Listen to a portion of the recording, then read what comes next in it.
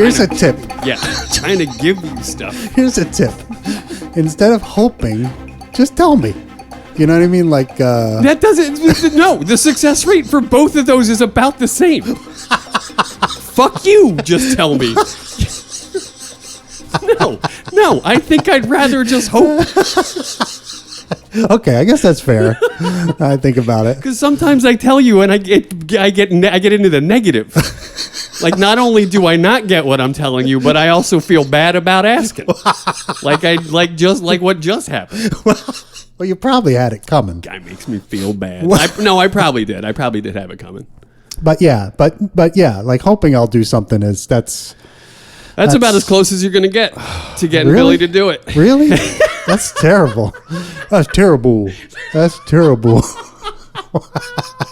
Now I feel bad. Now we all feel bad. Yay! This episode kicking off great. I mean, that's what you need to do a podcast well. I guess that's you true. gotta really feel like shit. And I feel bad because we like missed a week or two or something like that. Yeah, so. we warned people. We did. You know, extenuating circumstances and so forth. We told you so you wouldn't hope that there would be an episode. That's right. Keep your expectations low. That's going to do the best for both of us. Yeah, and if you were looking forward to this, I mean, what does that say about your life? Really? I can't disagree with that. Yeah. But welcome, everyone, to Confidentially Speaking. A better way to feel worse about yourself. Now, you and I feel bad. The listeners feel bad. This is the best. I feel so at home. We're right back in the saddle. Right back in the saddle. Like we never left. You know who was in a saddle once in a movie, Bill? I don't. Skeet Ulrich.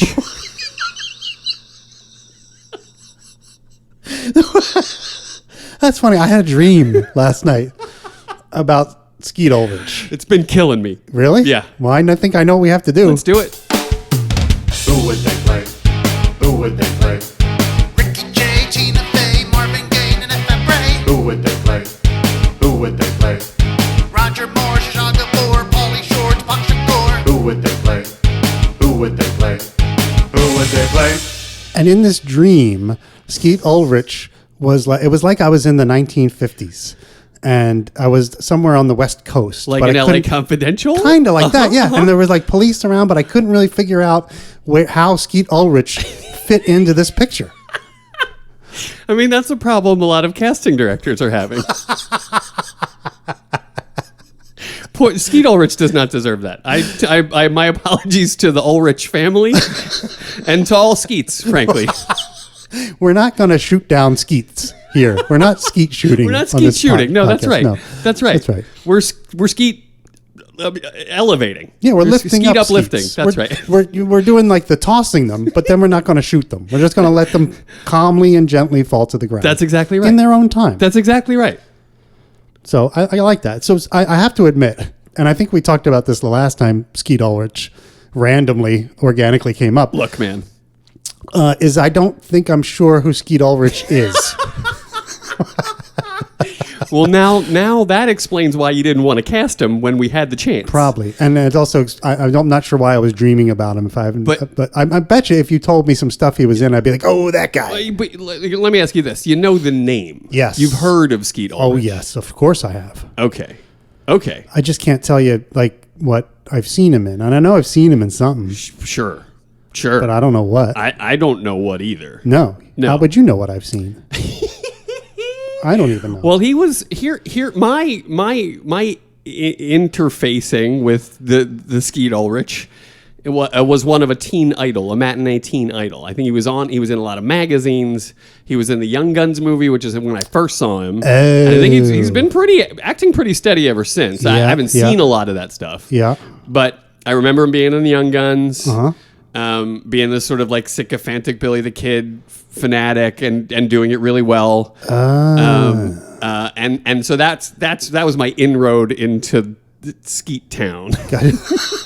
So so just to recap, Young Guns is the movie with like all the Brat Pack, right? It's like Kiefer Sutherland and that's right. What's his name? Charlie Sheen and all those guys. Yep. Well, not Charlie, but Emilio. Oh, Emilio Estevez, right? And Lou Diamond Phillips. And right. Bon Jovi in one. Okay, that's cool. Speaking of Bon Jovi,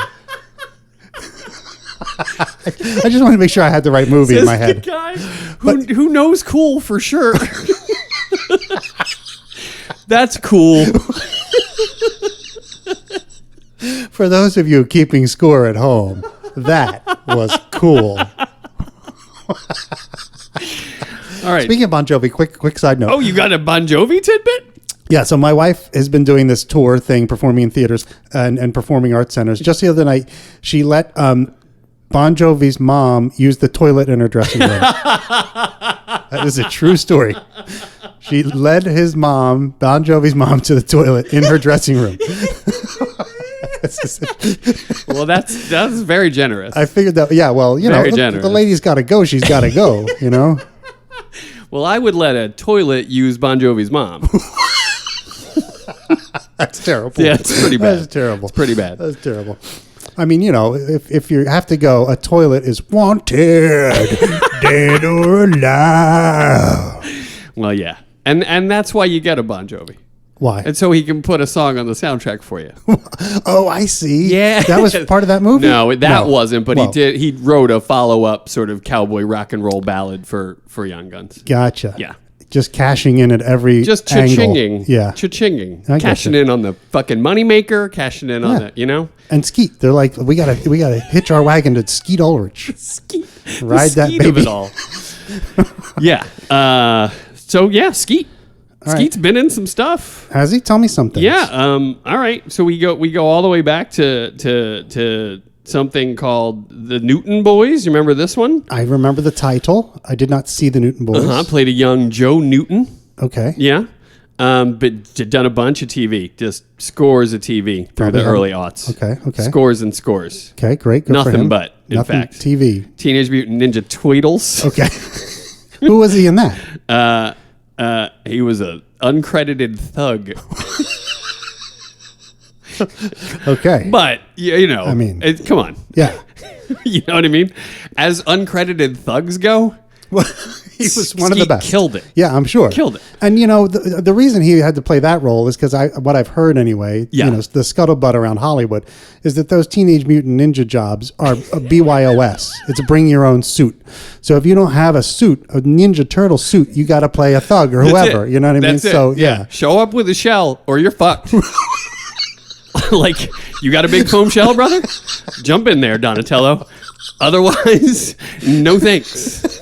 And when they have more than one for the same turtle, they have them battle it out until like all but one of them is on their backs and they can't get back over, just lying on their shell. They need a grip to come roll them over, right. send them on their way. But only after a Donatello has been crowned. So then you're just going to have to patently accept where I put a Skeet Ulrich, as I have some association with him and you have Zeche. Yeah, unless I can come up with something I've seen him in. Yeah, no, I don't. I mean, he's in the go Scream movies. He was in. Yeah, that's where I know him from. Is that where you know him from? Yeah, he's very sort of moody. He's in moody. in the Scream. He's movies. moody, He's like yeah. and you think he's the killer. I think he was like the red herring, yeah, right? red herring. Yeah, That's you think exactly he's the right. killing for most of the killer most of the believe movie. that's true. Okay. I'm getting an image now. Okay. Okay, he's Okay. like the male version of Nev Campbell. Yeah. They're almost like twins, like fraternal twins. Yeah. Okay. Yeah. I feel okay about that. I mean, I think I'm a bigger fan of Miss Campbell. Okay. But you know, they were in that movie together. That's you know? what I think that's where I'm making the. Yeah, and then a ton of TV. Okay. I'll So do my best. But you got a picture of him. Yeah. Are you looking at him? I am looking at him. Handsome. Say what you want about old Skeeter. Handsome. You wonder if he ever went by Skeeter. Like, was he like growing up on a farm? Well, and if they he called ever him worked Skeeter? with anyone like me, he would have been called Skeeter. There's no way I don't call that guy Skeeter. There's no way.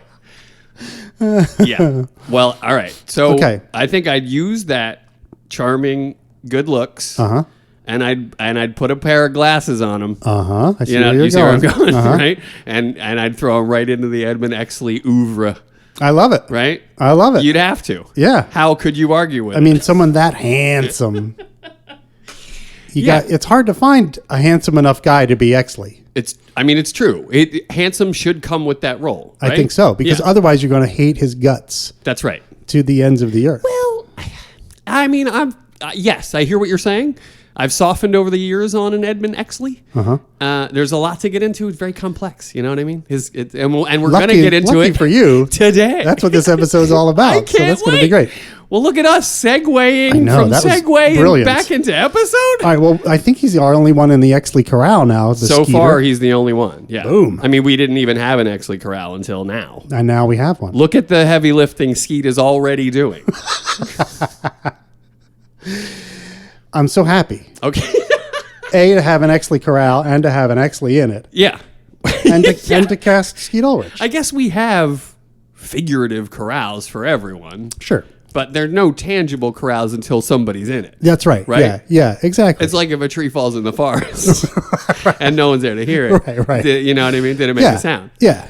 If there's no one in the fucking corral, Yeah. if you do not have the goddamn corral, That's $1. but I said corral at the end. That don't matter. Well, then That's I think no part of it. Then I think you are also guilty of a few. I'm sure. And as I go back and listen, I will be charging you accordingly. Okay. Fair enough. All right. All right, good. Thank you, Skeet. Thanks, Skeet. That was awesome. That was awesome. That was awesome. That was a good one. So like we said, this episode today, we're going to be talking about Edmund Exley because we're just randomly Lieutenant. through our meandering through the movie that we've done so far, just randomly picking scenes and going through it. We've happened to land on the one right after the one we did last week, which is this one has Edmund Exley in it. There's And a note at the top of my episode list. Okay. And it says, "Hey Bill, can we please just fucking go in order now?" Question mark. and the answer to that is no. All right. Dear listener, you hear me appealing to logic and getting nowhere. That's for the record.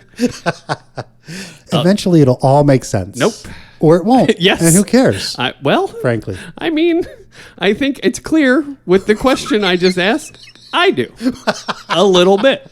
A little bit. Not enough much. to, keep this going. Yeah, no. This is not a solemn vow situation. No, it's This is a not one of blood those. oath or anything like that. No, No, no. but it just, I'm going to keep asking the question because maybe you'll turn a corner. I doubt it. Maybe you'll turn off of Delusion Street onto Logical Avenue, and we'll all have a nice little drive. Tree-lined Logical Avenue. There's mid-century moderns Very symmetrical. because that makes the most sense most of the time. All right, but look, and also the numbers on that street they go up or down depending on the direction of travel. Sure. You know what I mean? They ascend in order. Yeah. As opposed to I mean, when you're taking Delusion Street, where you can't find any fucking thing because you don't know where to start.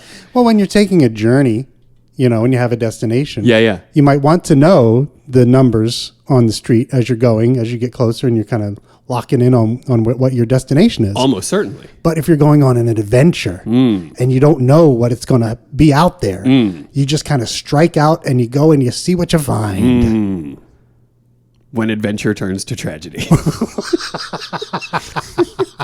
When well-planned trips often turn into delights. Just saying. Oh, boy. But anyway, but today we are going to pick up kind of where we left off. I mean, I'm still happy because we've just been going in order. So that's great. This works out for me. Good. And so today we get the introduction of one Edmund Exley. So we're going to talk about Exley. What a great and complex character. Oh, yeah. And we're going to talk about Guy Pearce, the guy who plays him. Also a great and complex character. Yeah. Seems to be. Yeah, definitely. He's sort of mysterious to me, which we'll get into later. Yeah, that's right. But a guy I have to say, off the bat, I like him. Like, he's super likable. Like, I've never... You know what he is? He's authentic. Oh, you think that's what it is? I do. I really do. He's not like...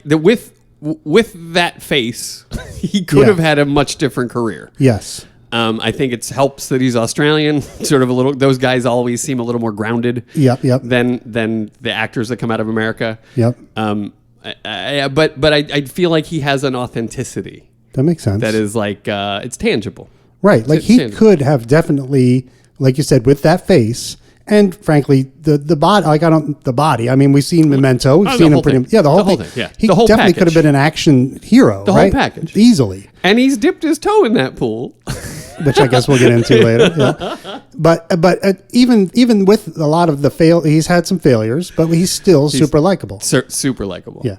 Anyway, I mean, he because of this film, you know, every actor in this film gets a pass for me. Like because I love this film so much. Mm-hmm. Like he's one of my guys. Like I'll see what he does. I won't always love it, but I'll be rooting for it.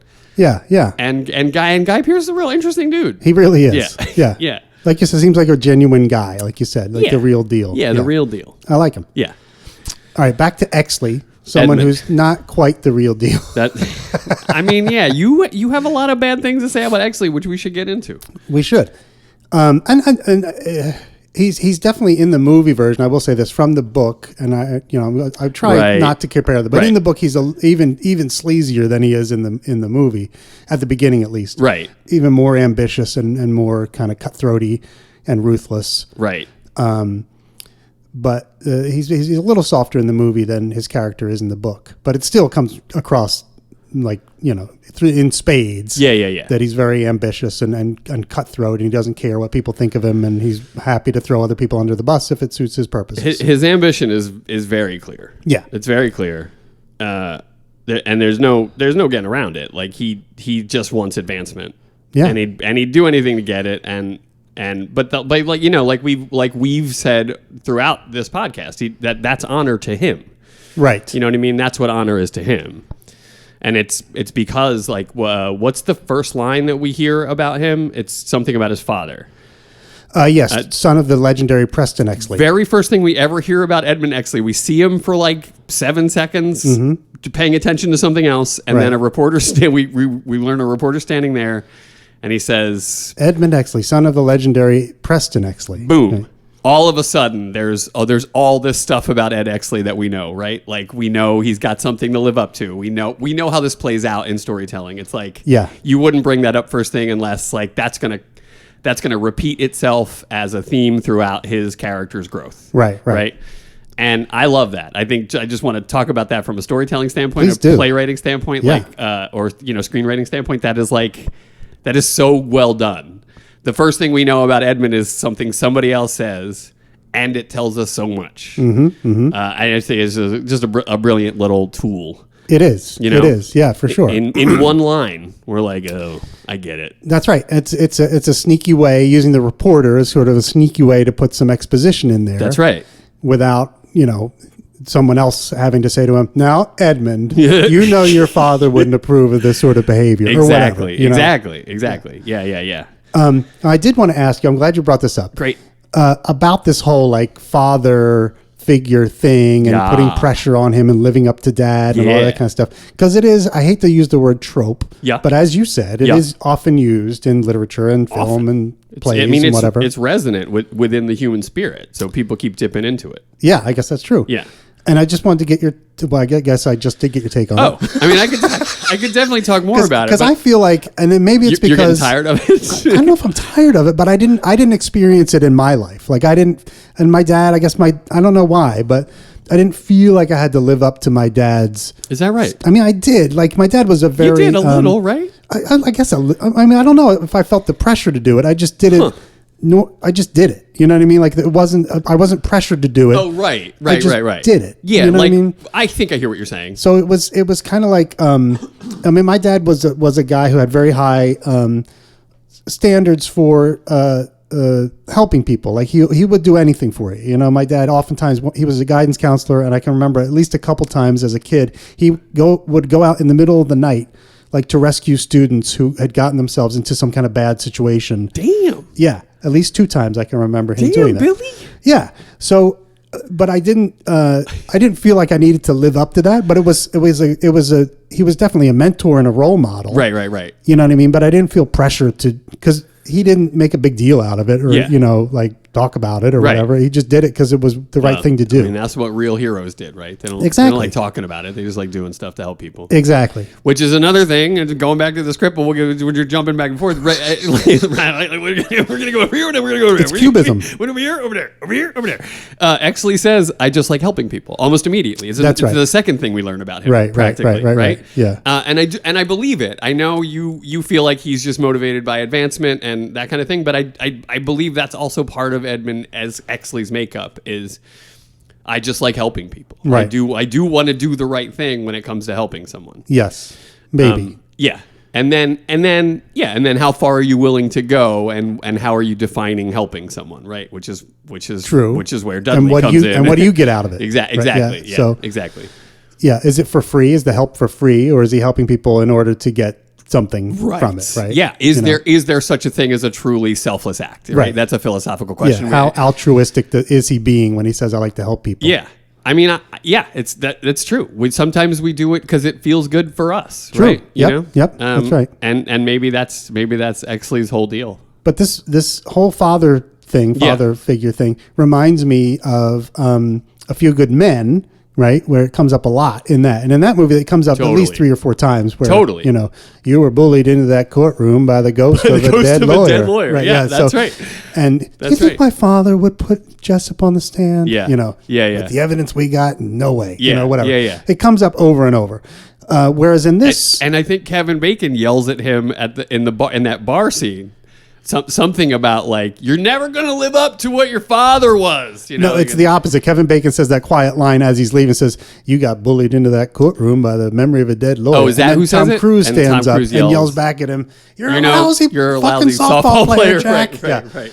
But yes, that's the whole, so, and I feel like it feels a little trite maybe in A Few Good Men, whereas here it's mentioned once and then we don't hear about it ever again in the movie. Is that true? I don't think so.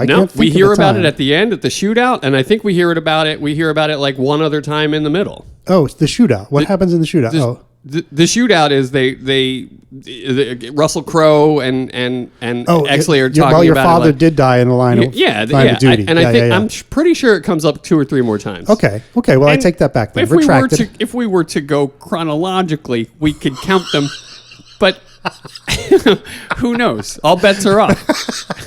But I feel like it's handled in this movie, since I didn't even remember those things, right, on a much more clever, less heavy-handed way than it is in A Few Good Men. I would say overall this script is a little more clever and a little less heavy-handed than say A Few Good Men, which I also love. Yeah, me too. You know what I mean? Yeah. But like Sorkin isn't known for his light subtlety. touch. Right, yeah, exactly. Yeah. So this whole father figure thing, it doesn't resonate quite as much with me as it does with you, but it doesn't bother me, certainly, and I get it. Like, I could see how that could happen, that you really felt you had to live up to your father's thing or whatever. And for me, that's been maybe the paramount thing in my life. Like, so I really that resonates with me on the deepest level of my humanity. Right. I just had a young lady over to the apartment, and she was like, she had noticed all of the pictures of my dad that I have around, and she was like, your dad's very present in your apartment. Did you have to turn them around so that you guys could, have some privacy? It got me. I was able to talk about how much I loved him and all the reasons why. I bet that was very attractive for her. I mean, maybe. I'll let you know. But it's like I'm never shy about talking about it because it's meant so much to me. Yeah. Right? And living up to his ideal is like something I measure myself by at every moment and blah, blah, blah. And so I think I feel a little of what Edmund's feeling probably, although it seems like Preston was kind of a dick about it, like my dad wasn't necessarily. Mm-hmm. But he set a bar, right? That Edmund's like, I gotta get to that fucking bar. Right. And I feel that very deeply in my life too. Added to which is the fact that Edmund went into the same business as his father. Exactly. Right. So that's even worse. Footsteps. Yeah. So now we've got actual measurable things that we can look at, like, oh, well, your father became a lieutenant when he was 28. And, whatever. All those kinds of things. So he really has a harder hill to climb. Right. Like if you had gone into being a mail carrier. And I shoulda. Yeah. then I think you'd be hearing a lot of stuff all the time at work about how great your dad was and That's how what- no doubt. all that No kind doubt of stuff. about it. No doubt about it. At people's houses, you'd be delivering mail like, oh, I remember Joe. What a great guy. I mean, whatever. you know this. When I was young, I worked some stupid jobs in the same town he worked in, and all day people would want to stop and talk to me about my dad. Yeah. like it's just like it was legendary. Yeah, your dad. People, I don't know if anybody knows this, but your dad delivered mail to my grandfather and grandmother, and they remembered him super fondly. It's they were crazy, like, right? Old Joe Zumbo, Old of Joe course, Zumbo, yeah. He was a great guy. Yeah, the guys would be like, I know when your father's coming. I can see his walk a mile away. Like they just love talking about him, and because he was a fucking goddamn delight. Yeah, like that's everybody liked being around him. Yep. Yeah, and I don't know if that's true of Preston. Right. It's hard to. We don't know enough. I don't know if the book sheds any more light on it. It sure does. Yeah. Yeah. Preston features heavily in the book. Great. Let's hear it. And he's actually unlike the movie where Preston is invisible. I guess he's dead. We know. Yeah, he's dead because he died in the line of duty. Yeah, that's right. In the book, he's alive and well, and mentoring Ed and giving him advice, and they have conversations and all this kind of stuff. And as it turns out, he's also a bigwig. He's retired, I think, from the police force, but right. he had been chief of police for a while. I don't know he was big in the LAPD. And after his retirement, now he's working with this group of investors and this big rich guy who's building this thing called Dream a Dreamland, which is essentially Disneyland. Yeah. At that time, right? And so Preston Exley is sort of their legal liaison and trying to protect this group of investors from people snooping too much into their business or right. finding out if anything shady is going on. Preston kind of keeps them squeaky clean. How about it? And it also turns out that in Preston's career, he one of the legendary cases that he's known for was a lot like the Night Owl, wherein they solved it. He solved it, but they pinned it on someone who didn't do it. Uh-huh. And solve. Yeah, exactly. Clear the case file. But exactly. Yeah. So it's sort of like history repeating itself in the movie because. How about it? Yeah, but Edmund makes a different choice than Preston did, whereas Preston was like, of course I solved it. I'm the hero. Put the medals on me and give me a promotion. Yeah, exactly. And never talk about it ever again. Books, man. Yeah. They're so much better. Well, there's just so much depth. There's so much more you can get into. Yeah, there is a lot you can get into. Yeah. But again, like we've said, I don't know if we need it in the movie. Yeah, it works for great sure. without it. It's not a movie, right? Yeah. But that does enrich the story. It does. For sure. That's inarguable. Yeah. And you can do that in a book, and you probably shouldn't do it in a movie. And so that's there's limitations in each avenue, but exactly. Yeah, like David Mamet used to say, writing a play is like building a car. Right. And writing a movie is like building an airplane. Yeah. Everything has to be so much more. It's got a lot more moving parts. Yeah, and it has to carry the weight. And it has to do so much more. Get off the ground and go much faster and do all those things and not crash into a mountain and all that kind of stuff. Yeah. Whereas writing a novel is like a 2-ton truck or like a house. No, you can fill it up with so much other shit. You can. And it can move much slower. Yes. Because you can always just put it down and walk away and come back later and pick it up again. Yeah. Whereas a movie is designed to just sit there and watch in one go. Right. So using your analogy, what do you like building most? Oh, that's a good question. Yeah. Well, I'm not good at building any of them, frankly. So there's that. Okay, hard disagree. I think but we don't have to get into that. I'm not trying to blow sunshine or anything, but I don't know. It's hard. It's really hard. It is hard, I think writing a movie is much hard. It's harder than writing a play, I think, because you have more freedom when you're writing a play. And the other thing is that, they're different because writing a play is more about language and dialogue, whereas writing a movie is more about images, right? And less about dialogue. 100%. So they're very different, but yeah. What about you? I like building cars. That's kind of it starts and ends there for me. I will occasionally try to build an airplane, and it's I think one that I wrote I really enjoy and I still have hope for someday, but I'm a grease monkey if we're using that. I like sleeves rolled up, And you wrote that short story, not the novella. Oh, sure, I did. I did write that, and that's also fun. But it's filling that house is it's daunting. Yeah, it really very is. daunting. Yeah. And exactly. I really love the rhythm of dialogue, and it's harder to do in a book in prose form. It's just harder to like have that rhythm come off the page, you know? Right. But yeah, I think I like building cars best. Cool. Yeah. That's all right. Yeah. So let's go back to the top of the scene real quick. Let's do it. And like you said, when we first see Exley, we see his name come up on the screen in the typewriter thing, right? And I said lieutenant earlier, which he only becomes later. It says sergeant. Sergeant, correct. Right. Which is interesting because that means he's, Officer Bud White is an officer, Sergeant Jack Vincennes, and now Sergeant Edmund Exley. Sergeant Exley, yeah. I didn't realize until I watched it again yesterday that Exley and Vincennes are of the same seniority Which is level. crazy. It is kind of crazy. And one's plainclothes though, and one isn't. Yeah. I don't know how that works. I guess it's because he's in the detective bureau. He's in Vice, right? I Jackie. guess. Yeah. Is he? Yeah. is he in? Yeah. Is it Vice or is Yeah. it? Yeah. Yeah. It's Narco or Vice. Yeah, And Narco or Vice. Right. I guess it's Narco. Narco. So maybe that's why he's and playing clothes. And he wanted to get back to Vice, right? No, he gets kicked into Vice because he got thrown out of Narco because of he did whatever he did. I don't remember. Right, he wants to get back to Narco. Yes. By finding Mickey C's missing H, right? or by finding out who's distributing the pornography. Right. So Fleur de lis. Yeah. Whatever you desire. Yeah. Yeah, so he's narco. That's right. So I guess maybe that's why he's playing clothes. Maybe. Because he's a narco cop and they don't want, I remember when the first time I saw Serpico and I was like, yeah, Frank, fight for wearing regular clothes. Like I was all about it. You know, he has that little thing where he's like, I can't do what I gotta do if they see me coming looking like a cop. If I'm wearing all the blue, I can't do it. You know, when he's doing all that thing. You like that? I love young Al. Where has young Al been all my life? I can't do it. If I gotta look like I'm part of the street. I gotta look like I belong there. You know. What are we talking about?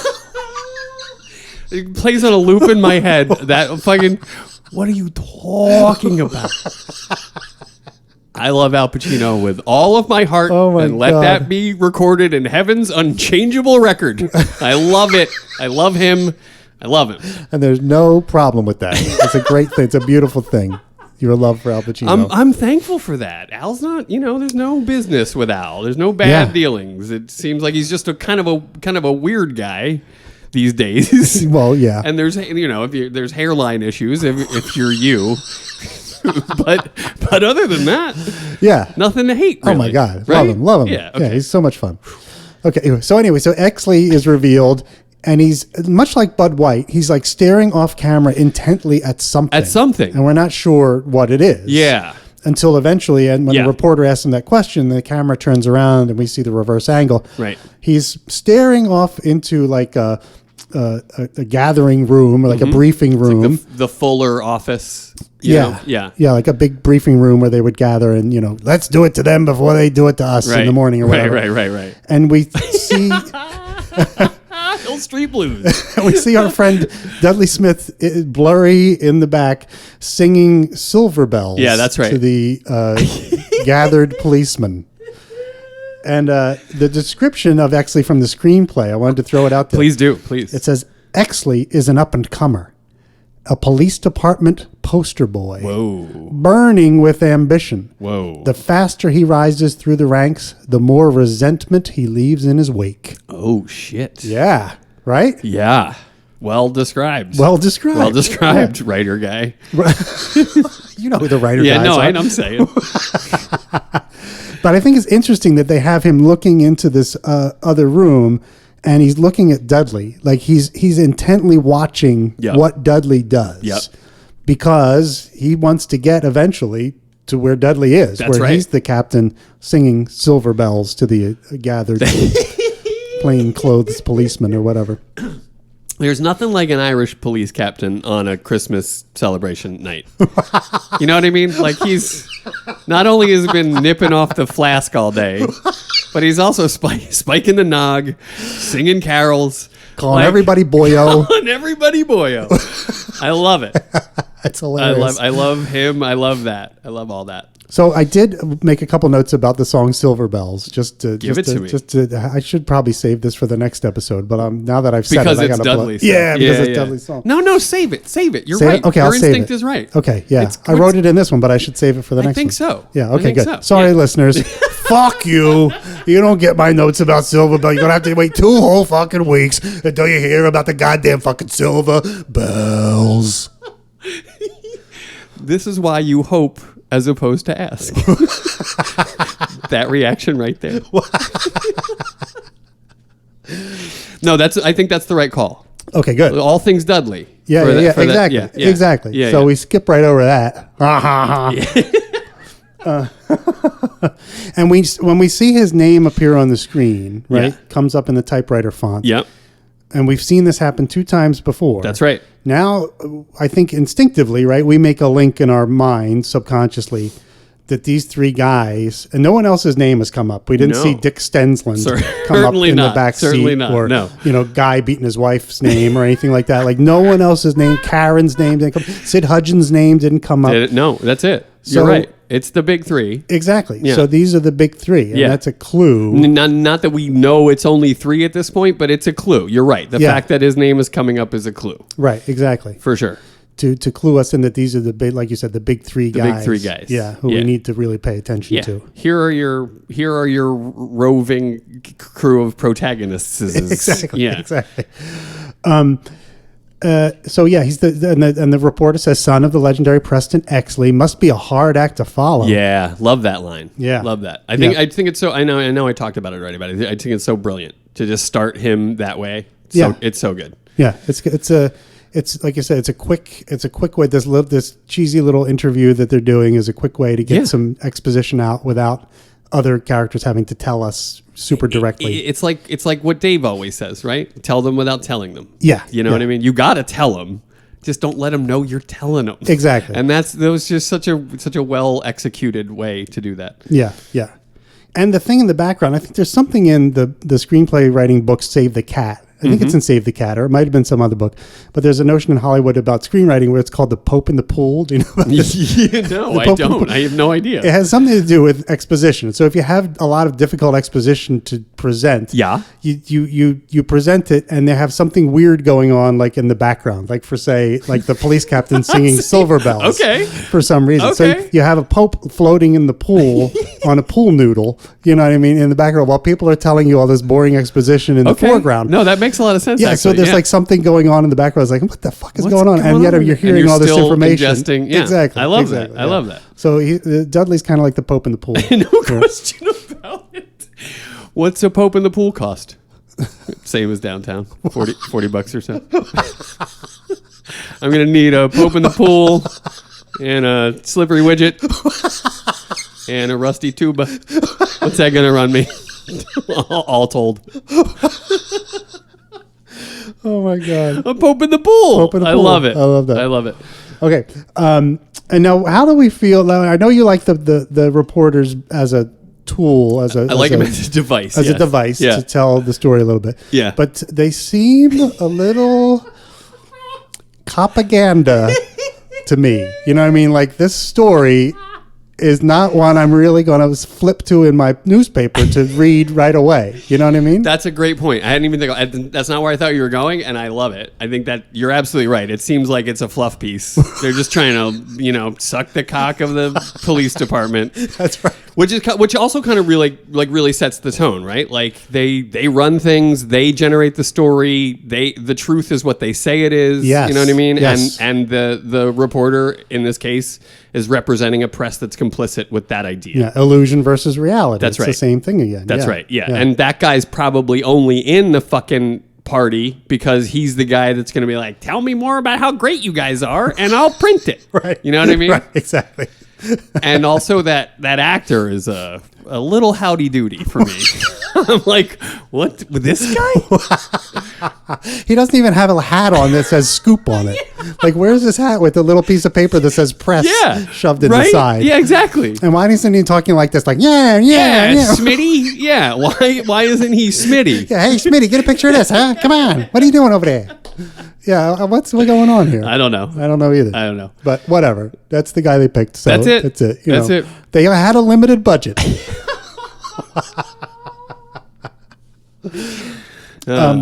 So and then Exley gets the question about, why did you want to become a cop? Why not make a mark somewhere else? Why a cop? Yeah, exactly. And he says, I like to help people. Yeah. Which I love it. you love it. I do love it. And you then don't buy it, I don't buy it. which is cool. Totally fine. And the screenplay has a little stage direction in it that says Exley answers with a politician's smile. Yeah. It reminds As me. a politician, he exceeds even myself. That's right. Right? Like That's right. he Yeah, is. yeah. He's a classic politician. That's right. And it reminds me of the bit in The Untouchables when they go to recruit Stone and they ask the guys, why'd you become a police officer? Right. And the first guy stumbles and he says, Yeah. to protect the property and the citizenry. There blah, goes blah, the blah. next chief of police. Exactly. And then when Stone comes out, he gives the same answer. He Protect tries. the property and the Yeah, citizenry yeah. of the city of Chicago. And it's like, it's that seems like the same thing here. Like Yeah, definitely. he's just giving the pat answer. Definitely. You know what I mean? Yeah. What people want to hear. Right. I like to help people. Right. Yeah, I hear you. I think there's some earnestness in there.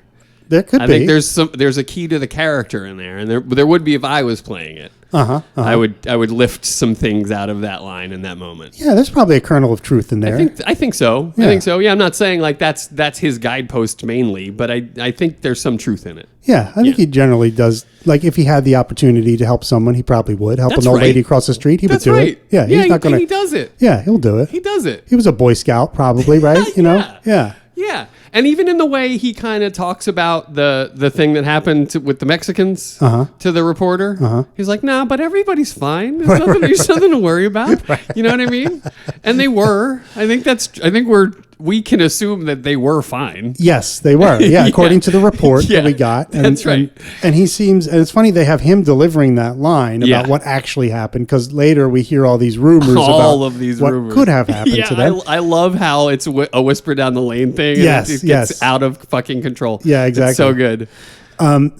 But he seems very credible. Like when he tells us these things, we're not like, I don't know about that. But Right. when he says, I read it in the report and they're fine, Yeah. we buy it right, Authentic. immediately. Yeah, exactly. Yeah. And like he says, again, it goes with the job. That's what I like that. I like that. Yeah. That's what happens. That's what happens. That's part of the gig, man. Yeah, exactly. Yeah, Yeah. that's what you signed up for. Exactly. Yeah. And they ask him about if he's too young to be a watch Young to be commander. watch commander. And Which also, I was noticing this as I watched through it today. That also is another great little bit of exposition. Like he's upwardly mobile. He's ascending. He's the guy they would pick if everyone else had to have the night off. You know what I mean? He's the next guy up. So he's like on the verge of the next level of his advancement. Right. And he's getting some favorable attention tonight and probably feels great about it. Yeah, and he's probably the kind of guy who was like, "Oh, you want me to be watch commander?" Exactly. Or like would raise He his probably hand feels in the great about meeting. it. Yeah, Yeah, he would love exactly. to be watch commander. Exactly. Yeah, for one night. That Yeah. would be the best. Yeah. Get a little bit of experience under his belt as watch commander. Get to turn down some bribes. It's going to be great. Yeah, with such an erudite and like aloofness. It was like, I don't want anything to do with that. Yeah, You know what I exactly. mean? Well, that's one of the things I like about Exley. He's a rule follower. Well, see, you know what I mean? Like, buy the fucking book. We have a bridge to gap here, I think, you and I about Exley. Because there's a lot to get into, and he's complex, and so are we, and so our relationship to him is going to feel complex. But I'm sorry. Let's keep going. But there's stuff to get into here for sure. Yeah, he's a buy the book guy. He's He is- like, when at work And- they give and him so are you. I am the guy. When I buy a product, I'm probably the only person maybe in the country who actually reads the user manual. Like I actually sit down. Sometimes I read it before I buy the product. Like I'll find it online and I'll read it just so I know how it works and what it does and all the features before I invest my money. And so, like if I buy a car, I bring the manual inside. I read the whole thing from cover to cover. Cover to cover manual guy. Yeah. Wow. Yeah, and I think Exley's the same way. I think he, like, when they handed in that don't disagree. police manual, he was like, "Thank you very much. I'll be studying this for the next 48 hours. Do not bother me." This to memory and yeah, no, I agree. I think you follow the path. That's the way to get better, right? Yeah, and it's black and white to him. Yeah. All right, yeah. Well, I have follow-up questions, but I think something further on in the scene will inspire it better. Okay, good. Yeah. So then they talk about him being the watch commander, and Ed explains, well, it's just for one night, and the married men get the night off for Christmas. That's right. I guess supposed so that they get home Yeah, they for get Christmas. to be they with don't their get family. they don't get killed on Christmas Eve, Yeah. which would be a major bummer. And also just be with their family. Yeah, and but Presumably. they're all at the police station getting drunk. So I mean, I don't understand. There's probably a few married guys that went home. Maybe I went guess home so. early. I hope so. And the reporter guy says that's a good lead for the story. Right. And I'm like, really? That's a good lead for the story? That the married men get Christmas Eve off so they don't get killed? That's your opener. I feel like you're adding so they don't get killed part to it. I am. I don't think that's implied. That's the subtext. I didn't read it that way. I think it's just like, like veteran cops get the night off on Christmas, and that lets young upstarts be the fucking watch commander. As long as they're not married, though. I spoke to one tonight, and here's what he had to say. You know what I mean? Like, they call it watch commanding.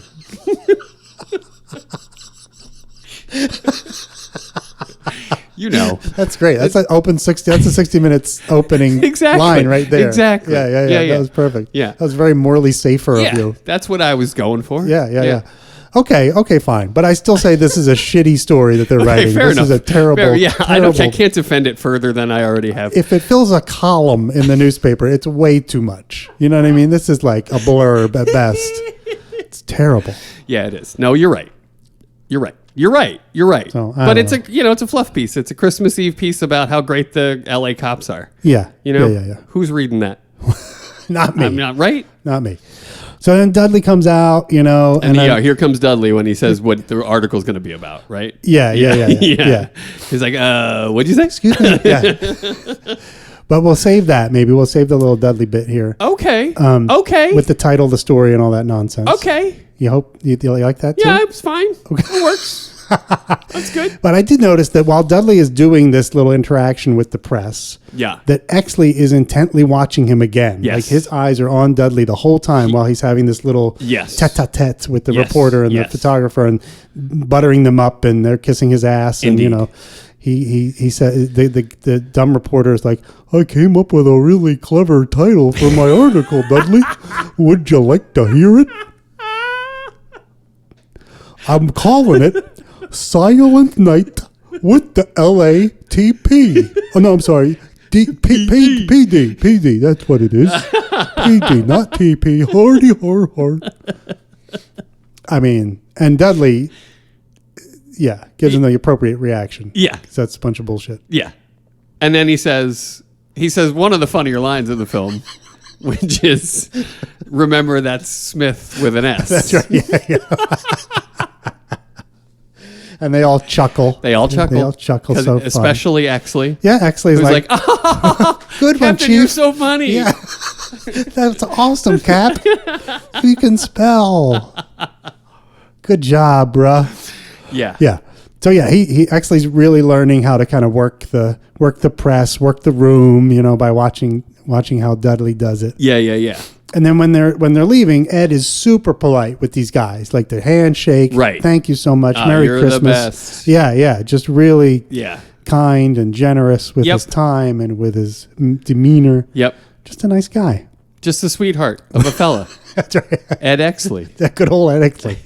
And then they head downstairs, he and Dudley, for some watered down eggnog or whatever that is. It looks terrible, whatever that drink is. It's definitely a spiked nog, I think is what they were going for. Yeah, I think so. Yeah. And we learn about Ed's exam results for the lieutenant's exam. Right. He finished first. Out of 23 on the lieutenant's exam. Right. That's pretty good. That's pretty impressive. Yeah. Sky's the limit. That's right. Ed, what do you want to do? What are you thinking? Huh? What do you got? You can go this way. You can go that way. And speaking of the exam, Yeah. I just grabbed a little blurb about what the exam actually is, the lieutenant's exam. Uh-huh. I'm sure we all know, but I'll read I you a have little. zero idea. Okay, so this is a little intro to the 2024 New Jersey lieutenant's exam. Okay, so the exam for police lieutenant will be in a multiple choice format. Of course. Candidates will be provided We can't expect them to make sentences. or decisions, really, you know. Candidates will be provided with a question preceded by a statement, situation, or other stimulus, such as a brief scenario. And each multiple choice question will then have 4 choices from which to select, and you select the answer that best addresses the problem or situation. Best addresses the problem or right? situation. Because Okay, none of them may address None of them it are going to go completely. right at it. Yeah, some may not be the total solution, but Fair. you just got to find the best solution. Complex thought. Exactly, here. yeah. And in answering all the questions, the candidates are to assume the role of a police lieutenant and should choose the best answer from the options. So they should think like a lieutenant. So they should think as if Gotcha. they've already been promoted. Yeah, Like, yeah, what would yeah. they do Right. were they a lieutenant? Right. So, and just for fun, I have some example questions Oh, this from is a amazing. lieutenant's This exam is for amazing. you. Okay, great. So that we I'm can in. see where you stand I'm in. on the lieutenant's exam. I would have made a great gumshoe. Just saying. If you're looking for a detective, I'm your guy. Yeah? You know what I mean? I'm not swinging a nightstick and talking to you for spitting on the sidewalk. That's not me. You know what I mean? I'm the guy I can detect. I'm sure of it. Let's have it. All right, this Sherlock, is very let's see exciting. how you do. This Okay. is very exciting. Here we go. My mind palace is activated. Okay, here we go. Here's the first one. Uh-huh. Absence for blank consecutive working days, whether the absence was voluntary or involuntary, is considered an automatic resignation from state service effective the last day the employee worked. Is the number of days, you ready? Consecutive working days you're absent. I got it. Okay. Is it A, 3, B, 5, C, 7, or D, 652? My gut instinct is 3. Okay. 3 days. Okay. And I'm also 3 gonna days, say, of course. You saw my book. Of course you have. The gut is 3. And then I'm going to say this is not the kind of question I was hoping for. Well, there will be more questions and better ones. This is more of an, Okay. but if as a lieutenant, you're going to have to deal with administrative I and tried HR to put bullshit. myself into the lieutenant Yeah. position. Yeah. And I think 3 days is where I'd want that deadline That's to be. the line that you, That threshold. 3 days. Yeah. Okay. Well, the correct answer is 5. 5. Okay. 5 days. So a working Well, I week, have a guess. more stringent You do. adherence to policy. You'd be tough. I would be. Yeah, for sure. All right. All right, let's get I can into live some with more. that. I can live with that. Let's get into some more like policing kind of stuff. Well, that's where that's my wheelhouse. Yeah, here we go. Okay. All bordering states have Fresh Pursuit Acts. Sweet. Fresh Pursuit Acts. These acts convey peace officer status to officers who enter the state in fresh pursuit of blank. Okay, so you understand the situation? I So do. You enter another state and you are given status, peace officer status, to continue to Continue your search right on fresh it's pursuit just of the border. blank. Yeah, that's right. Okay. Is it the fresh pursuit of A, a known suspect or suspected felon, Suspected? a known or suspected felon, Uh-huh. sorry. Is it B, a Taco Bell Crunchwrap Supreme, C, a dream, or D, 40 kilos of a very high quality heroin? Well, as someone who's crossed borders for heroin, I'm going to say you don't have to be a cop to do that. So I'm going to rule that one right out. Okay. And there's, and then the Taco Bell thing is obviously, what are you doing? What are we doing here? This is right from the New Jersey exam. I'm telling you, I pulled it right out of there. Look, I'm a frequent FPA guy. I'm FPA all the time.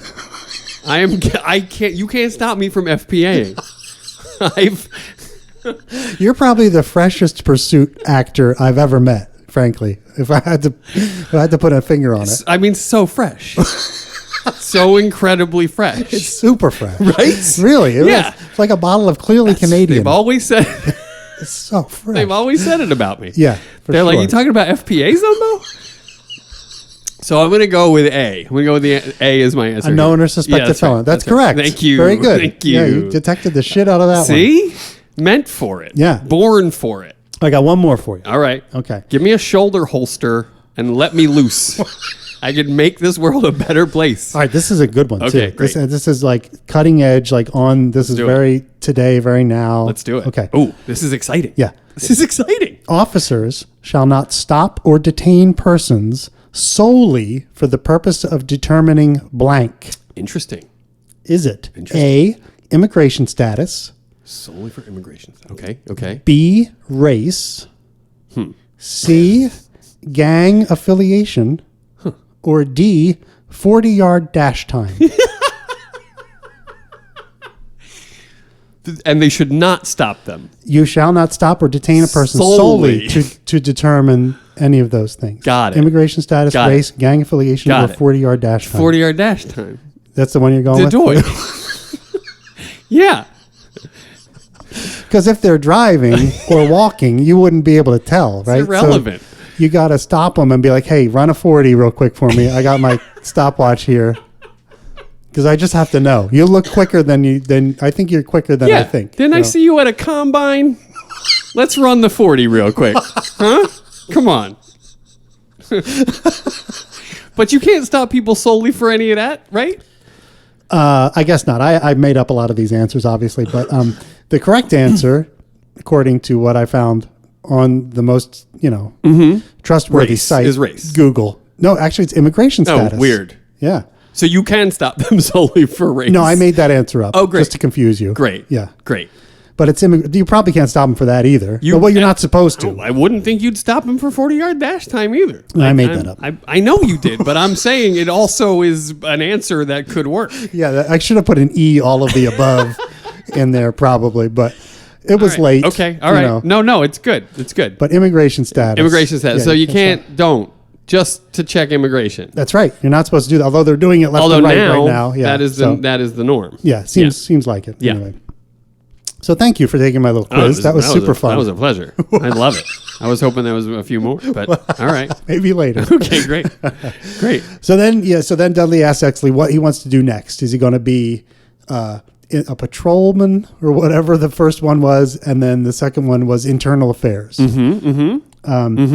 And I don't know about you, Zumbo, but I feel like those are some really shitty options.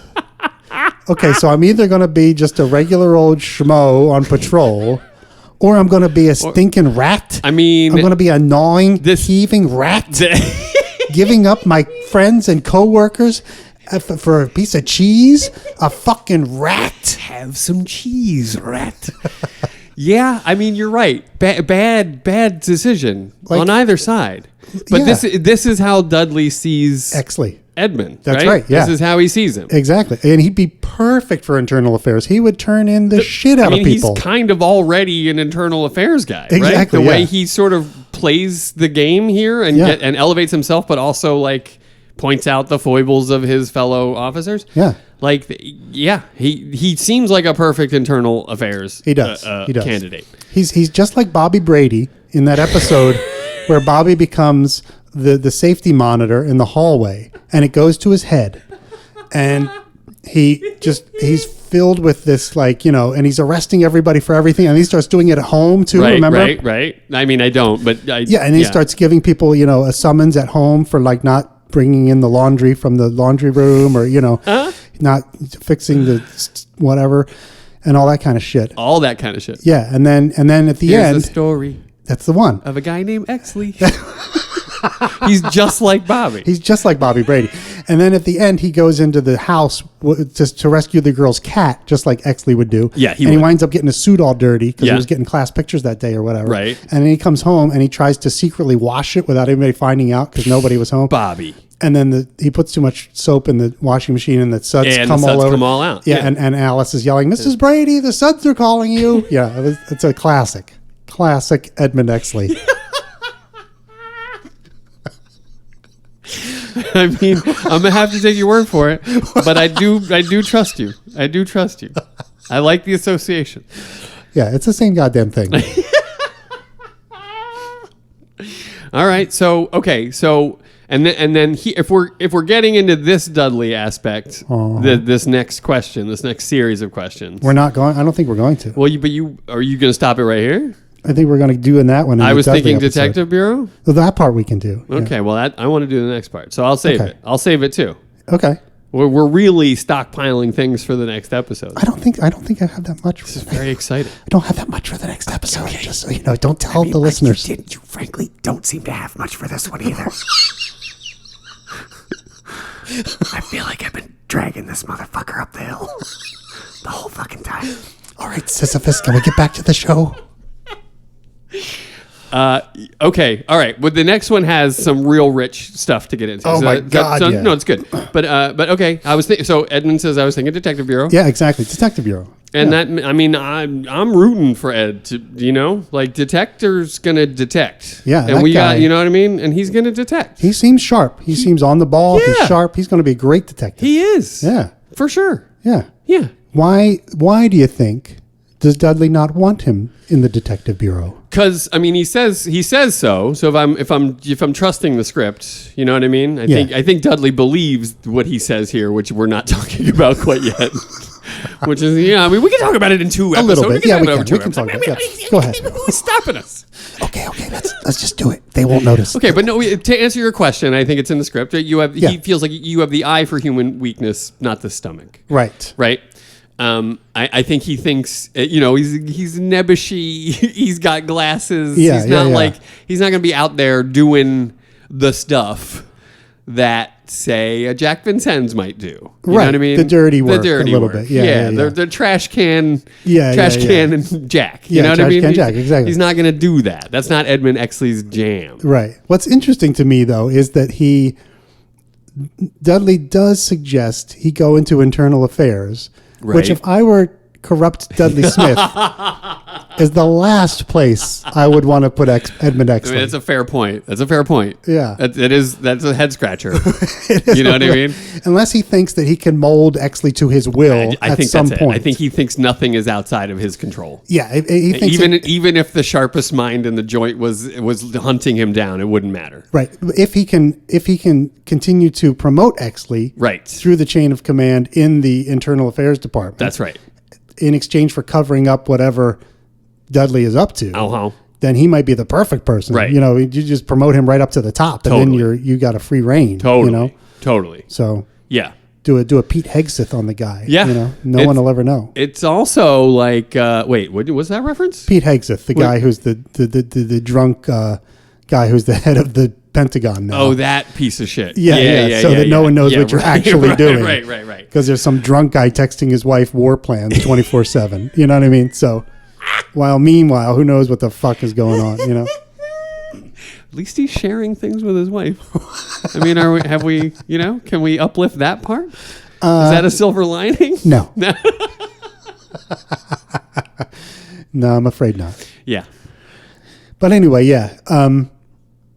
But I think Exley would succeed at any of those things, right? For like sure. he's going to succeed. He's going to succeed wherever he goes. regardless. No doubt. Right, exactly. Yeah. So, and I think if he wants to do detective, that's what he's going to do. Sure. If he's going to have to talk to Daddy and get some strings pulled, although Daddy's dead Daddy's in this dead. one, so Daddy's forget dead. about that. Yeah.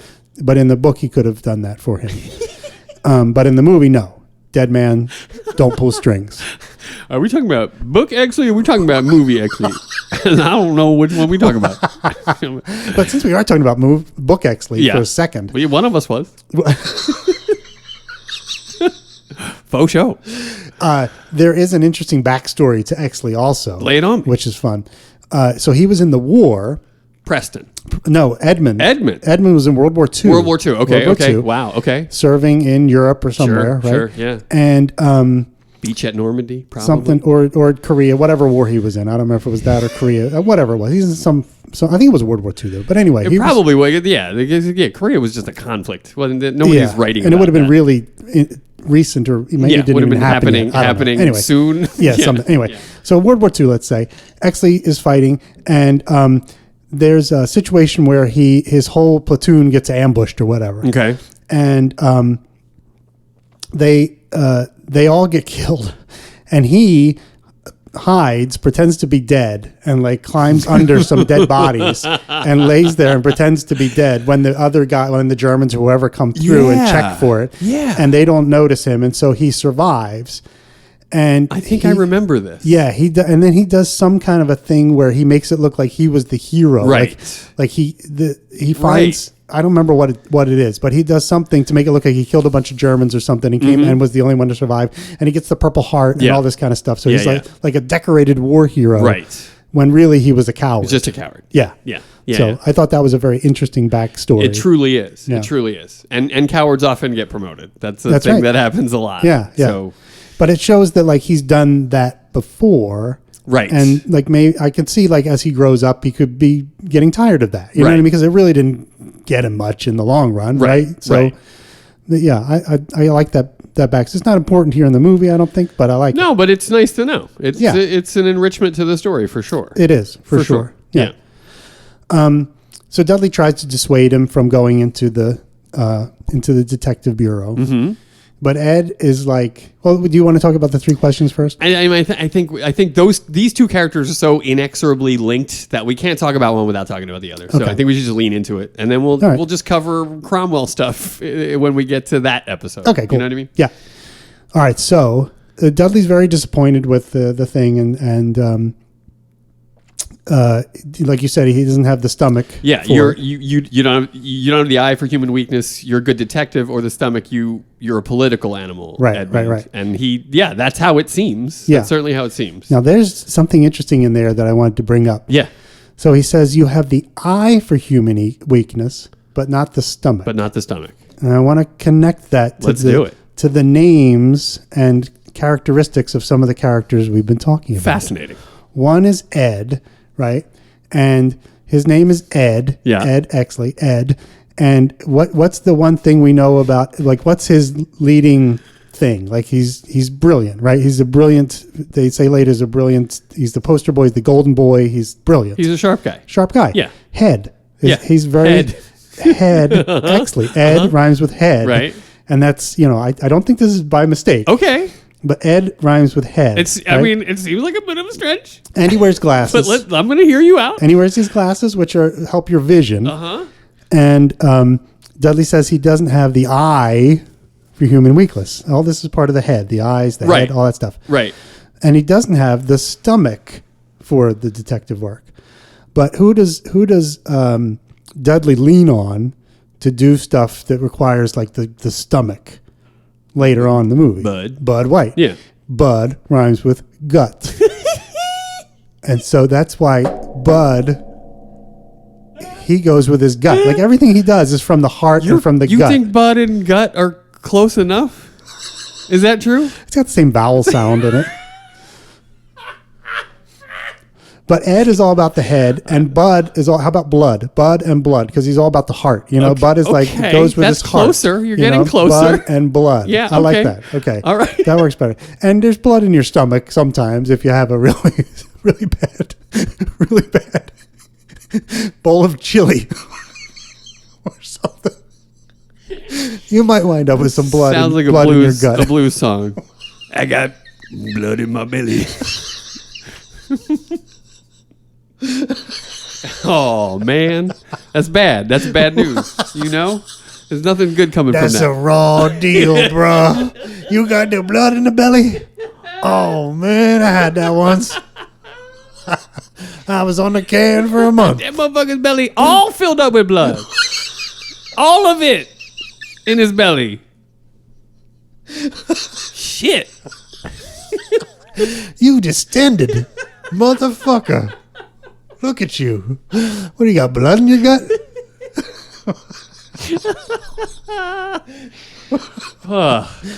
Oh my God. Okay. Yeah, so all right. So I think I've proven my point. That's some fun shit. That's some fun. Ed the Head Exley. That's right. All right. Ed the Head Exley. Edmund the Headman Exley. That's right. That's exactly right. And Exley. Here we go. This continues. There's more here. Excellence, right? Excellence, Exley. Head excellence. Head excellence. That's right. That's who he is. That's the name. I got some straws I'm gonna put even further away. and you can continue to grasp for those.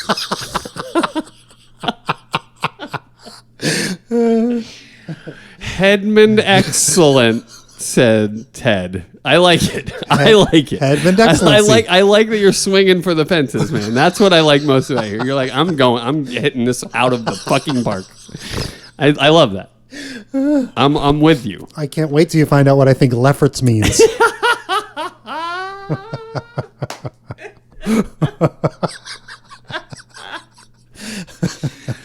Yeah. Okay. So anyway. Yeah. So then Dudley asked him those 3 questions. Right? Yeah. Would you be willing to plant corroborative evidence on a suspect you knew was guilty in order to ensure an indictment? Ding. Exley says no. No, he would never do that. No fucking way. That's not. That's against the law. That's against the rules. Yeah. Exactly. It's not in the book. Yeah. That's not how we do it in the book. Totally. Would you be willing to beat confessions out of suspects you knew to be guilty? Bing. No. No. The answer is no. It's not in there, and there's no regulation that gives me that power to do that. No, that's wrong. It's exactly. It's morally objectionable. There are several regulations specifically against that very thing. Exactly. Yeah. And 3, would you be willing to shoot hardened criminals in the back in order to offset the chance that some lawyer, blah, blah, blah? Ding. No.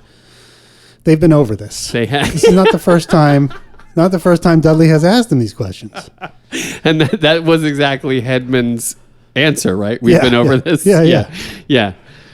I mean, yeah. So this, what I wanted to get into was, how would you answer these questions? Oh, I'm with Exley. I'm The a same no way. on every one. Yeah, for Really? sure. Yeah. You can't do that. We have a constitution in this country. What, how many of those would you say yes to? The first two. The first two.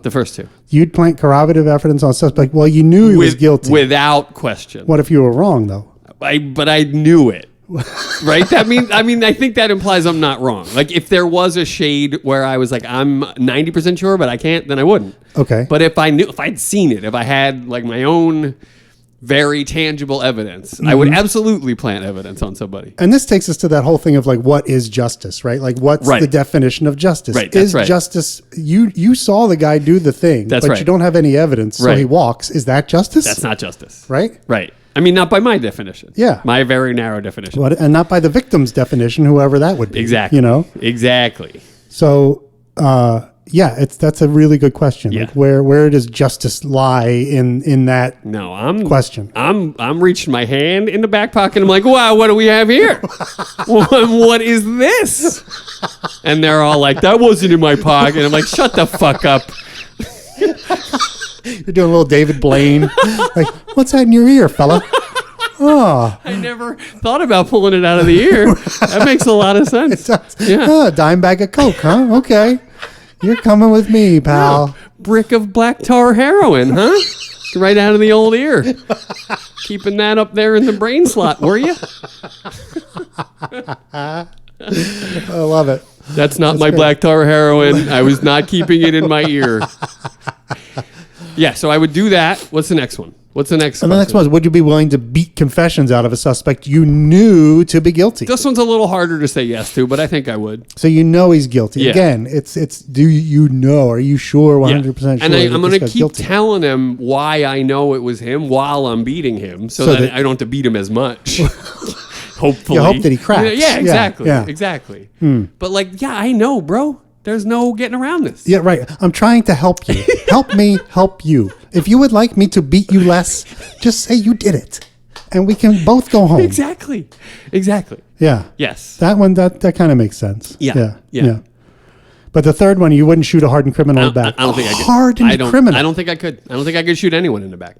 Oh, interesting. What about in the front? Yeah. Oh, you could? Yeah. Under the right circumstances. Right? Like they're attacking you or someone else or something, whatever. Exactly. Yeah. Okay. If they're attacking me and I know them to be a hardened criminal, forget about it. It's not even like I'm laughing as I do it because it's so easy to decide to do it. I'm like, oh, okay, then that's a no-brainer. Right. And once they're down and dead, you might put a couple more slugs in them just to make sure. Two in the heart, one in the head. Yeah. Yeah, for sure. Yeah. Okay. Yeah. I mean, these questions are really good. They are. You know what I mean? They're great. They're great. And this is I think that I just maybe solved how we're going to do this. So let's talk about the 3 questions now, and then when we do the Dudley episode, we'll talk about the results of the 3 questions. I want to talk about the impetus for the 3 questions and then the results of the 3 questions. Good. So we're coming at it from This is both great. ways. Yeah. We got them coming in, and we're going to get them coming out. It's almost like we're looking at a cube from different angles. Yeah. You know what I mean? It's really Yes. interesting the way we're doing that. Cubing. Yeah. I've long said it's how I wanted to do podcasts. But it's but I do appreciate that Exley stands by his standard of what he believes to be proper justice. This exchange says so much about both of them, for sure. Yeah. For sure. Yeah.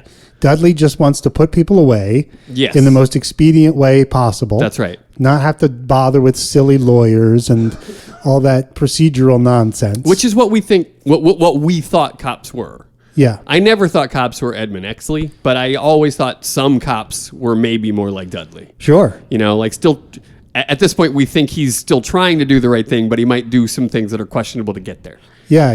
Right? Right. That's what I assumed cops were when I was a kid. Mm-hmm. Now, now they're more like what Dudley absolutely becomes or is revealed to be, in my mind. Interesting. Yeah. Yeah. That's interesting. Yeah.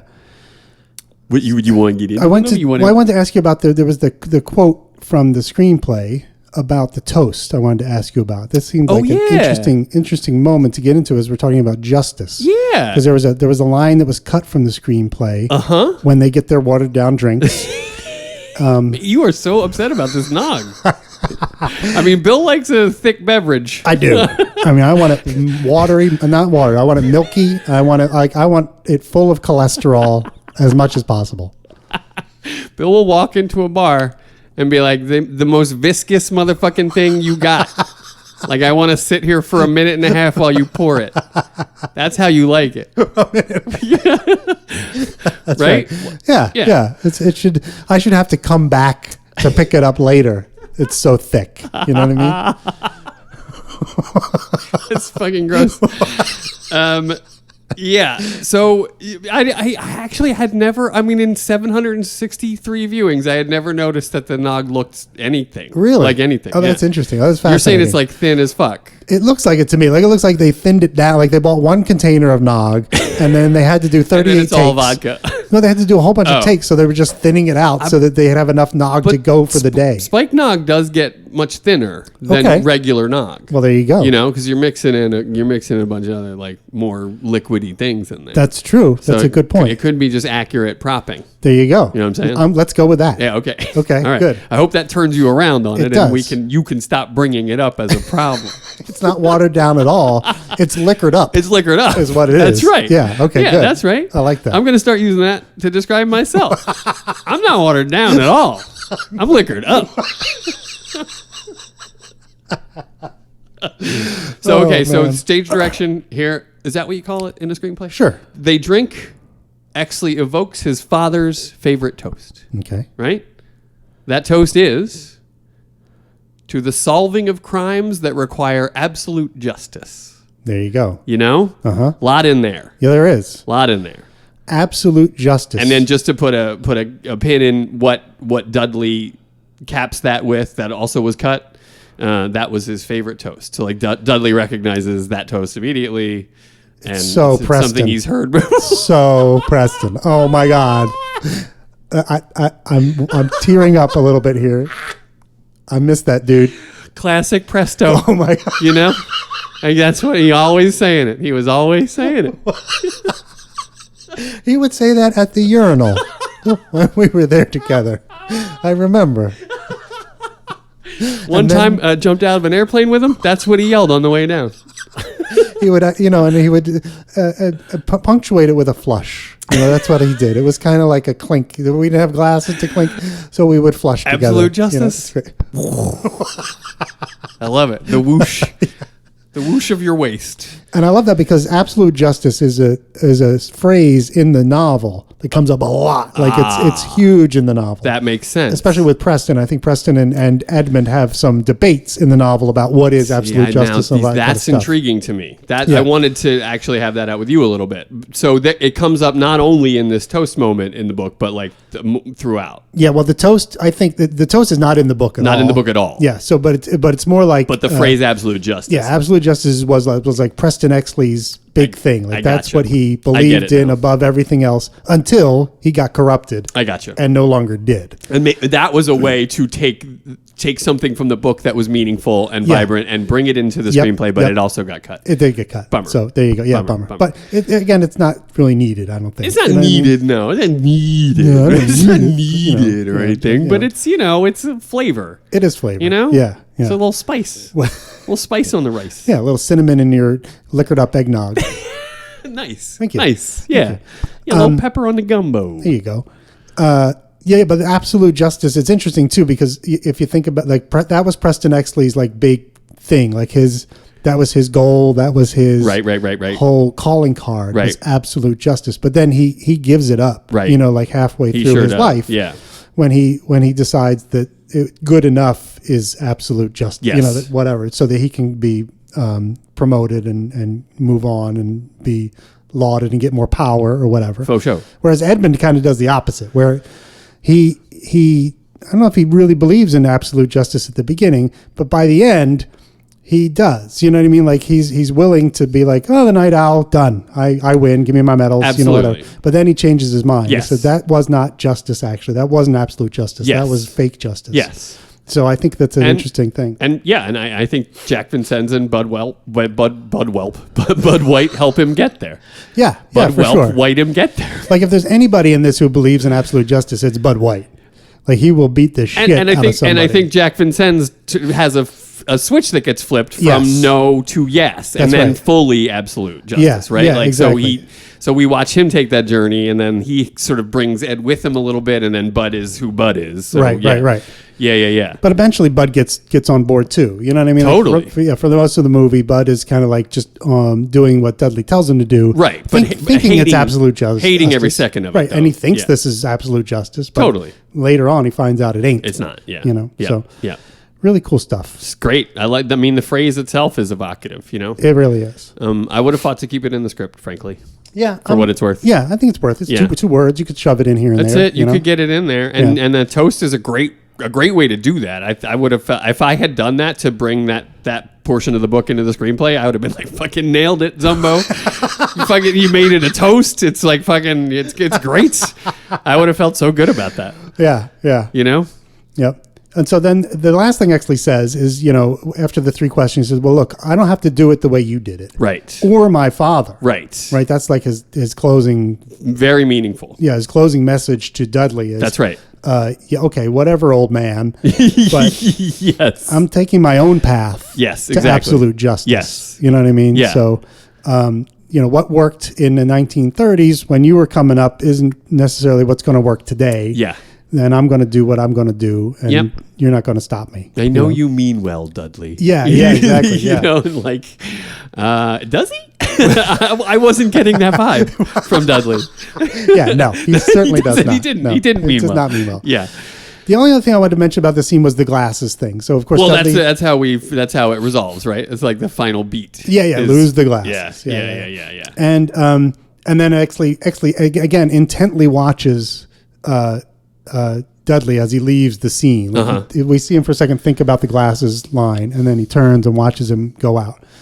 And the glasses thing I think is fascinating because he has them here, and then if you track it throughout the movie, there are times when he has them on, times where he has them off, times where he forgets them, even because he's been cajoled into taking them off. So he left them somewhere, normally he wouldn't have, but But it's because everyone keeps telling him to take the fucking glasses off, and then he does, and then he forgets to when he needs them. Right, exactly. Yeah. And I think it's also it's kind of like beer goggles. They're like justice goggles. You know what I mean? Like interesting. There's there's a meaning to the glasses. No, absolutely. You know what I mean? So, absolutely. Yeah, they're symbolic of how he's seeing the world at the times. Yes, whether he's wearing seeing them things not. clearly or Yes, not. Because exactly. the time he forgets them is the time he shoots the guys who didn't commit the crime. He becomes Shotgun Ed Exactly. when he didn't have his glasses on. Yeah, Exactly. that's a 'cause great he point. Wasn't seeing things clearly. That's a great point. Yeah. I love that. Yeah. And it's a great storytelling device too. It is. I love that. Yeah. I love and glass.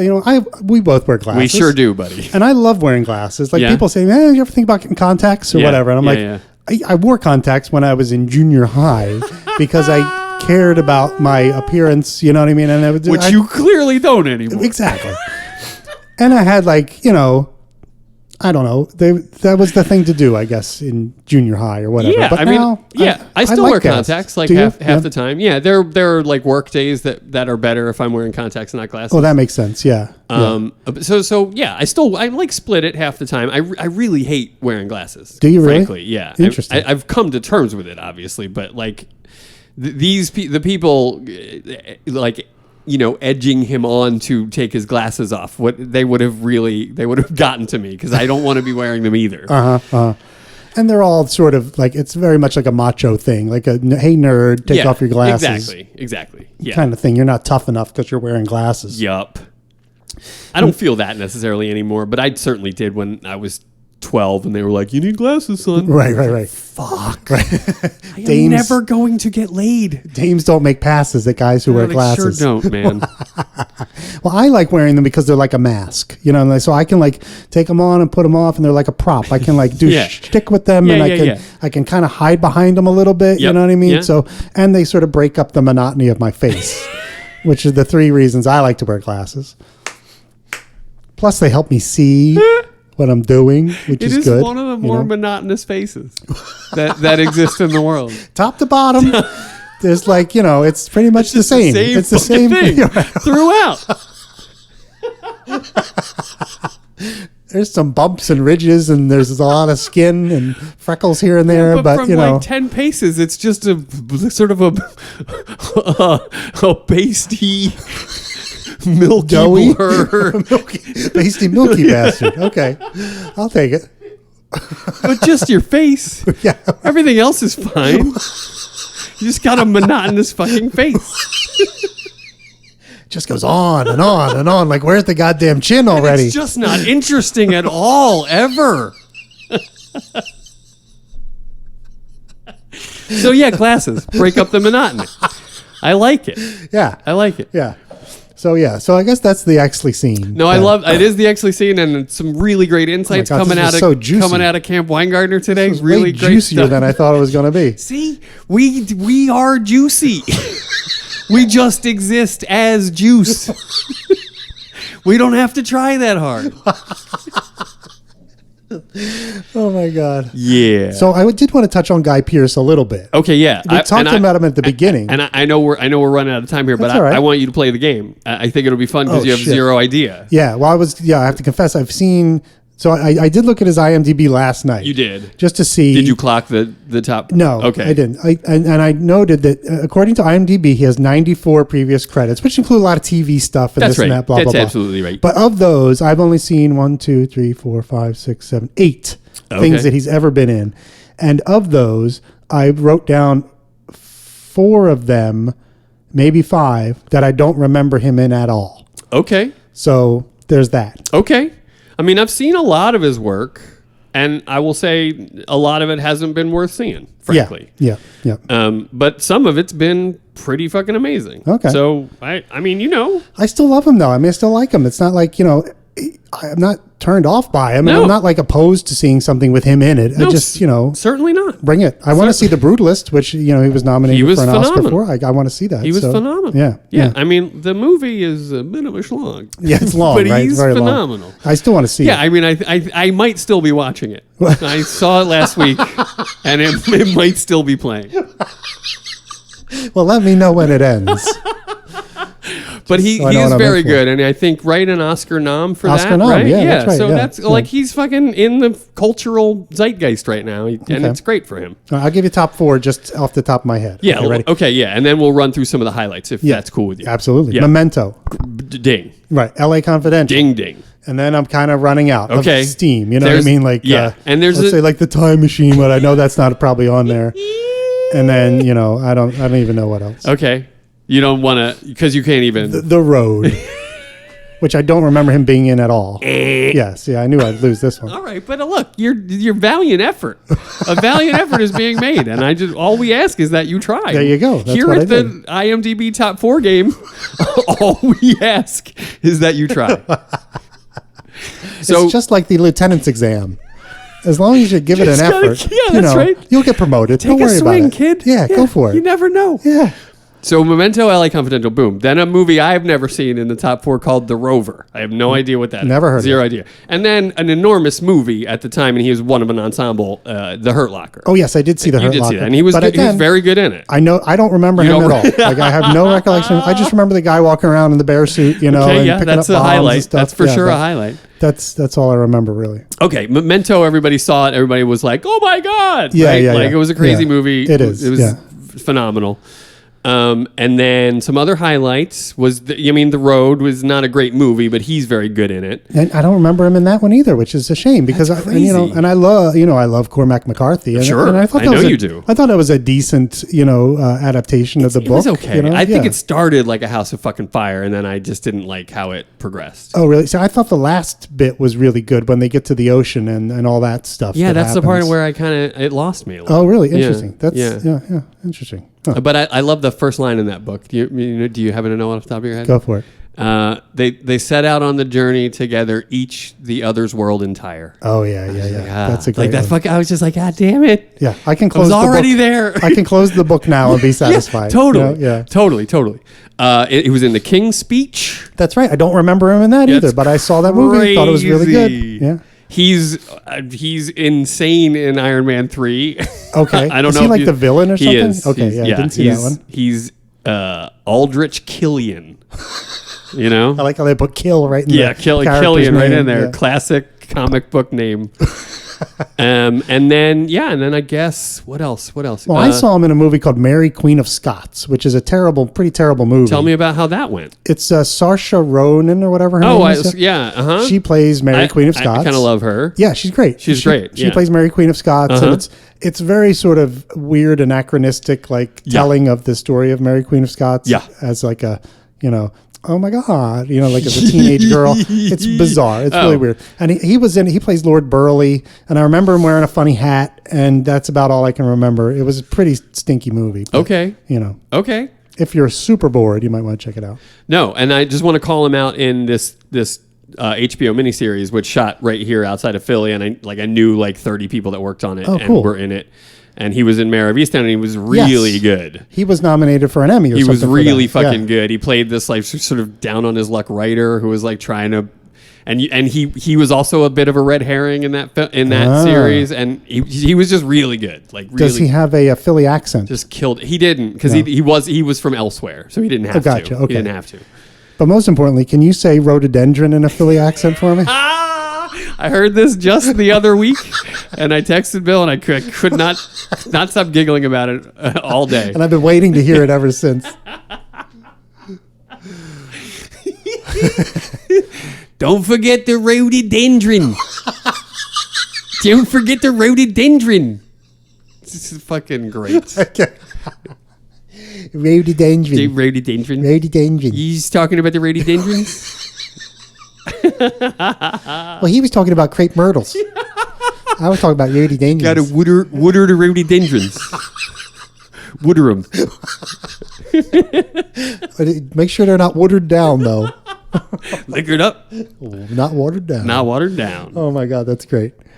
So yeah, so Guy Pearce, like, he's had lots of awards and all that kind of stuff, but like Esoteric yeah, career. Yeah. Right? Yeah. He's in this movie called Lockout, which is like Die Hard on a space station. Never heard of It's it. ridiculous and terrible, but like he's doing this like sort of was like snide, like Like a Han Solo-y kind like of a Han thing. Solo, yeah, like a roguish. Yeah, I kinda, could see that. Yeah. Yeah, And yeah. that was pretty good. That was pretty good. And then there's the Time Machine, which Time I tried Machine. to watch. I got through about 20 minutes, and it was so ridiculously bad, I had to turn it off. It was just when his girlfriend got killed the second time, he went back in time to save her, and she was killed by like a horse falling on her Dope. off of a building or what. It was just so ridiculous. I was like, I kind of think I'm done. I'm done here. I think I'm out. I'm out on this movie. That's a great premise, though. A guy who just keeps going back in time to try to save his girlfriend, and she just keeps dying. Like that, I would love. Had it been a comedy, I would have been all in. You know what I mean? This sort of Wile E. Coyote invents a time machine thing is hilarious. Exactly. But I don't know. Yeah. I mean, yeah. Guy Pearce, super genius. Guy Pearce? Now we talked about this. What is that a time machine in the basement? I told you. I told you once, I told you 1,000 times. Where's Hilma? Hilma! I mean, he's been in some real crap. Yeah, I guess. But endured. Yeah. And I think that's the story. He Recently had an Oscar nom. So Yeah. like, what are you gonna do? he was in. There was talk about them doing a sequel to L.A. Confidential. Oh, dope. After '97 when the first one hit, and it was a big hit and Big everything. hit. People loved it. Yeah, and critics loved it. Everybody loved it. everybody loved so it. there was some talk of doing a sequel, but the studios did not buy it, and even Warner Brothers, the studio that made L.A. Confidential, was like, "Nah, I don't think so." I think what it really would be great is a prequel of some kind, and I think Well, the there's book 4 offers. books. Yeah, There's exactly. 4 books in the series. Just make that. Just make make that those shit. books. Yeah, exactly. Yeah. Bring us some young Dudley Smith. 'Cause Totally. that would be great to see. It would be. Yeah. It would be. So whatever. All right. But Well, I'm a let's- big fan of Guy Pearce. I'm looking forward to seeing what he does next. Let's you and I get to work on converting one of those novels. Oh my God. Okay. Yeah. Yeah. All right. Let's do it. I got to read one first. I know. Oh. Yeah, that's how we start. That's right. Yeah. Well, we could If just you're basing guess. something off source material, We could just guess what we think it might be about based on the title. fine with that too. Fine. I'm good with anything. Okay. I'm following your lead, as you know. Oh, it's so hard to be the leader. I mean, right? It's a double-edged sword. It is. When Yeah. you don't have it, you want it. When you have it, sometimes you don't want it. running things. Yeah. It ain't all gravy. It ain't all gravy, baby. Yep. But anyway, so next time we're going to do Dudley, and we're going to do basically in a sort of cubist fashion. We're going to do the same scene, Probably but the from same scene another angle. from a different perspective. Yeah. And we're going to talk about the great James Cromwell. Oh yeah, that's going to be fun. A storied career. Mm-hmm. And all around fabulous fella. Yeah. So stay tuned for that. Stay tuned. And thanks for joining us. We hope you enjoyed a little bit of this, if not all of it. I mean, I don't know. Why would you even say that? I don't know. It just came out. Stand behind our product. Okay. Then you did. Well, that was easy, wasn't it? Okay, you loved it. You loved every second. I can't wait for the next one. That's right. Yeah. Yeah. And we're going to bring you the next one too, whether you want to listen Whether to you it like or it or not. That's right. That's how we're doing this. All right. All right. Thanks for listening, guys. Bye. Bye-bye.